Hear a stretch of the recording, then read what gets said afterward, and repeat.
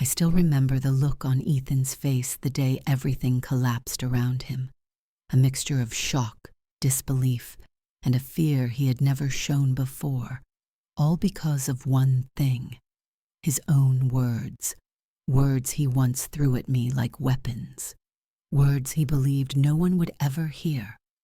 For months, he used his influence to control everything around us: the office, the narrative, the team, even my own confidence.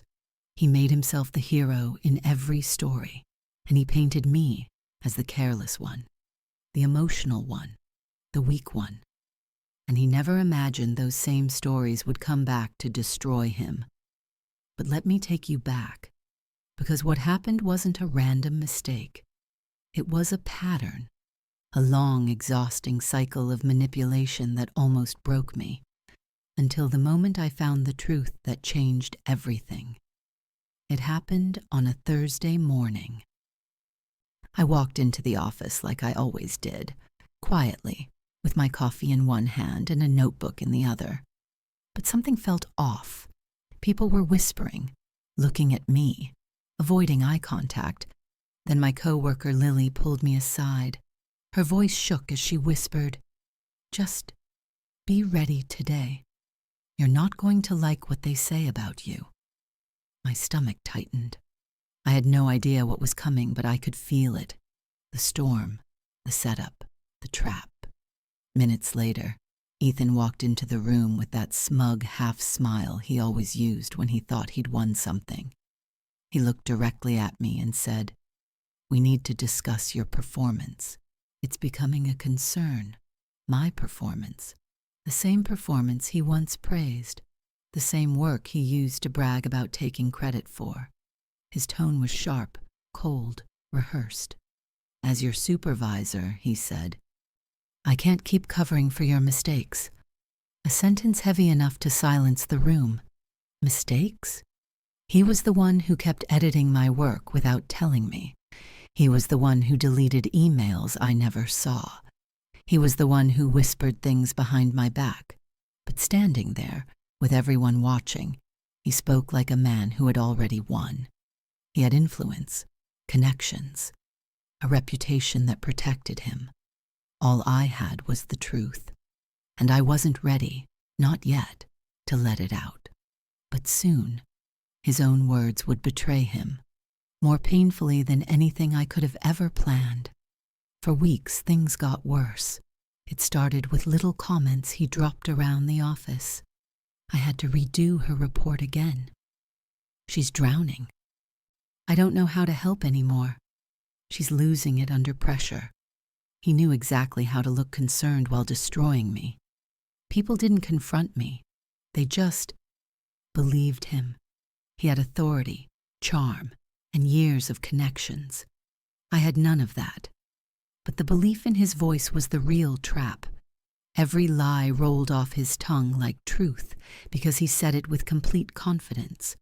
The confidence of someone who thought he'd never get caught. And slowly, the room began to shift. People avoided giving me tasks. Projects I once led were suddenly handed to others.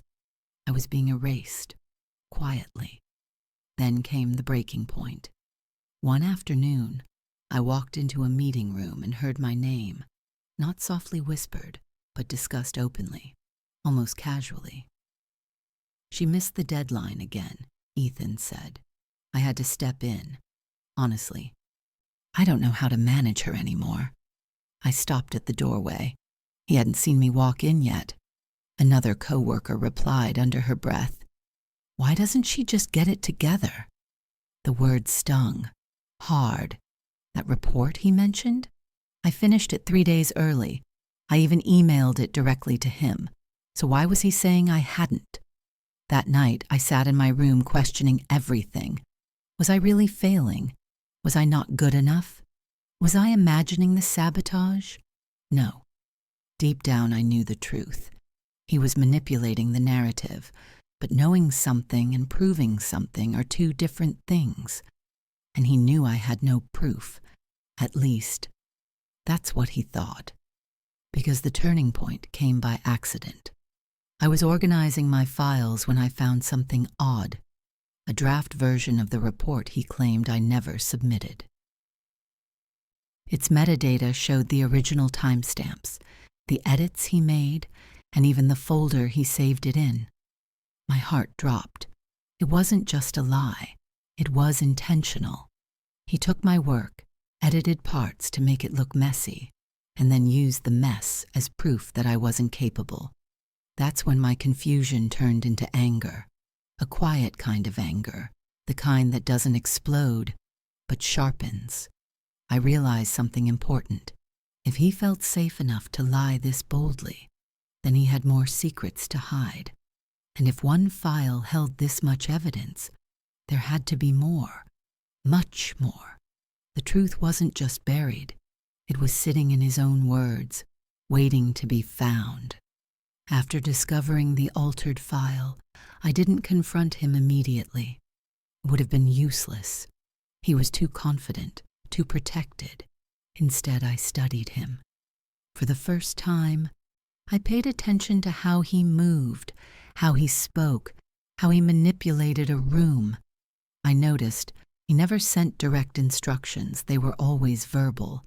He always left meetings early before any questions could turn to him. He blamed others in ways that sounded like he was protecting them. He spoke so smoothly that people didn't even realize he never gave real answers. The truth was obvious. Ethan was good at lying because he never left a trail. Or so he believed. Then came the moment that changed everything. During a team call, he shared his screen to present a new project plan. But for a split second, literally half a second, his email tab exposed something. A folder named Revisions, Mistakes to Fix. But under it, a subfolder named Ella, Issues. Ella, my name. He quickly closed it, but I saw enough. He had a dedicated folder collecting information to use against me. Screenshots, out-of-context messages, edited drafts, all saved neatly in a folder with my name. The call ended. My hands shook, not out of fear, but out of clarity. He wasn't just sabotaging me. He was building a case, a fake case, a story, a world where I was the incompetent one and he was the hero fixing my mistakes. I knew then I needed proof, real proof. So I watched. I waited. And then his ego made a mistake. He called Lily into a private meeting, but the door didn't fully close. I sat quietly at my desk, headphones on, but no music playing. He said, "Just back me up, okay? She dropped the ball again. You saw the draft. You know how messy it was." Lily said nothing for a moment. Then she whispered, "I didn't see it. You never showed me." There was a pause. Ethan's voice hardened. "You don't need to see it. Just say you did." My heart nearly stopped. This wasn't just sabotage anymore. This was manipulation with witnesses. But the best part? Lily recorded the entire conversation. She told me afterward. She was tired of being loyal to someone who expected blind obedience. When she played the audio back to me, I felt something I hadn't felt in months. Relief. Because the same confidence he used to destroy me was the exact same confidence that would betray him. His own words, spoken boldly, recorded clearly. Now I had the truth, his truth, and I wasn't ready to release it yet, not until the perfect moment. The next week, Ethan escalated his game. He scheduled a meeting with the directors, without telling me. The only reason I found out was because Lily secretly forwarded the email. He planned to present all the evidence he collected and recommend that they remove me from the team. It wasn't enough for him to ruin my reputation. He wanted my job, but it wasn't even about the job anymore. It was about control, power, and the thrill of watching someone break. He thought I'd walk into that meeting clueless, unprepared, and defenseless. He thought wrong. The morning of the meeting, he approached me with fake sympathy in his voice. "You okay?" he asked.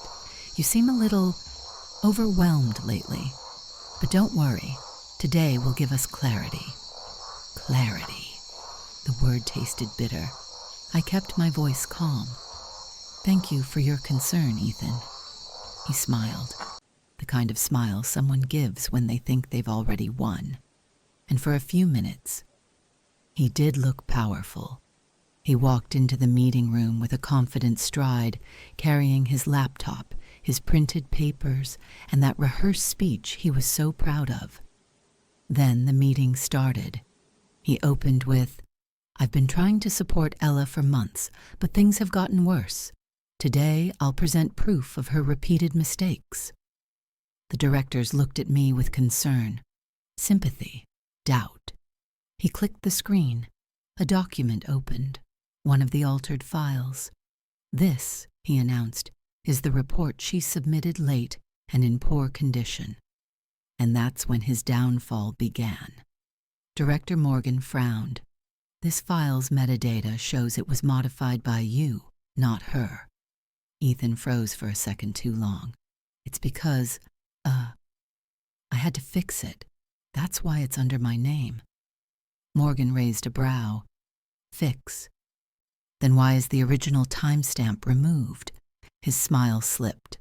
I stayed silent, the calm before the storm.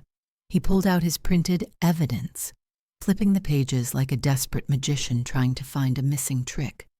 Then, before he could recover, Lily cleared her throat.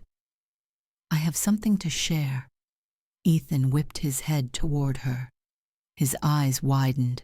Fear, real fear, flashed across his face. She pressed play. His voice filled the room. "Just back me up, okay?" She dropped the ball again. "You don't need to see it. Just say you did." Silence, heavy, sharp. I watched his expression fall apart piece by piece. His own words had just betrayed him. Louder, clearer, and more powerful than anything I could ever say. For the first time, he had no influence, no charm, no control, just the truth he created with his own mouth. And that's when I decided he wasn't getting out of this quietly. I took a slow breath, finally speaking for the first time in the meeting. "I'd like to share something too."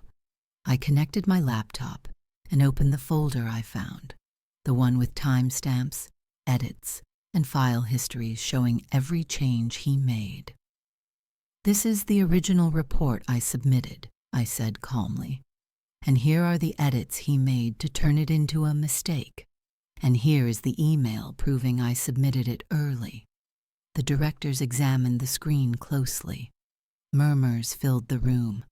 One of them asked, "Ethan, why is there an entire folder dedicated to her mistakes? Why were you collecting this?" Ethan's voice cracked. "It's not what it looks like. I was organizing, just trying to help her improve." "By altering her work?" Morgan pressed. His excuses piled up, one weaker than the last. Then I played the final piece of audio, a short clip from the previous week where he told someone, "She'll believe whatever I say. Everyone does." The room shifted, not toward me, but away from him. His influence evaporated right in front of my eyes, and all I did was stand there, quiet, composed, letting the truth speak for itself. That's the thing about revenge. The best kind doesn't require shouting or arguing. Sometimes the truth is loud enough. The directors turned toward me with a softness I hadn't seen in months. "We're sorry you had to go through this," Morgan said. "We'll handle the situation from here." Ethan's face turned red, not from anger, but from humiliation. The kind of humiliation a manipulator feels when they realize they lost to their own tactics. He whispered, "This isn't over." I looked him straight in the eyes. "Oh, it is," I said. "You ended it yourself." He tried one last tactic, playing the victim. "It's all a misunderstanding," he stammered. "She's twisting this." But no one was listening anymore. His voice, once so powerful, now sounded empty. Within minutes, the directors made their decision. He was removed from the project, suspended for investigation, stripped of authority. His world, the one he built with lies, broke apart in seconds. After the meeting, he rushed up to me in the hallway. "You think you won?" he hissed. I smiled faintly. "No, Ethan," I answered. "You lost the moment you started lying. I just exposed it." He stared at me like he didn't recognize the person standing in front of him. And maybe he didn't, because I wasn't the scared, manipulated version of myself anymore. He had created a villain in his head. What he didn't expect was the heroine who stepped out instead. Life changed after that day. People apologized, some sincerely, some out of guilt. Lily and I grew closer. We supported each other in ways we didn't before. The directors trusted me again. They reinstated my projects. They asked for my input. They gave me back the confidence Ethan tried so hard to take. As for Ethan, he disappeared quietly. Influence gone, reputation shattered, power dissolved. He left the company weeks later. No big announcement, no farewell party, just silence. The very silence he once tried to force on me. But the biggest change wasn't in the office. It was in me. I realized something important. The truth doesn't fight. The truth doesn't panic. The truth doesn't chase. The truth simply waits until the right moment to reveal everything. And when it does, the loudest voice in the room becomes the quietest. People like Ethan believe their influence will protect them forever. But influence fades. Evidence doesn't. His own words, the very things he used to control others, became the keys that exposed him. I didn't destroy him. He destroyed himself, and all I did was stop protecting him from the consequences. Today, when someone tries to intimidate me with their position, their tone, or their false confidence, I remember that moment, the moment the truth changed the whole room. My story isn't about revenge that hurt someone. It's about truth that freed me. And to anyone listening, if someone is trying to silence you, remember, you don't have to shout to be heard. Just let the truth speak when it's ready, because when it finally does, even the most powerful voices stand speechless.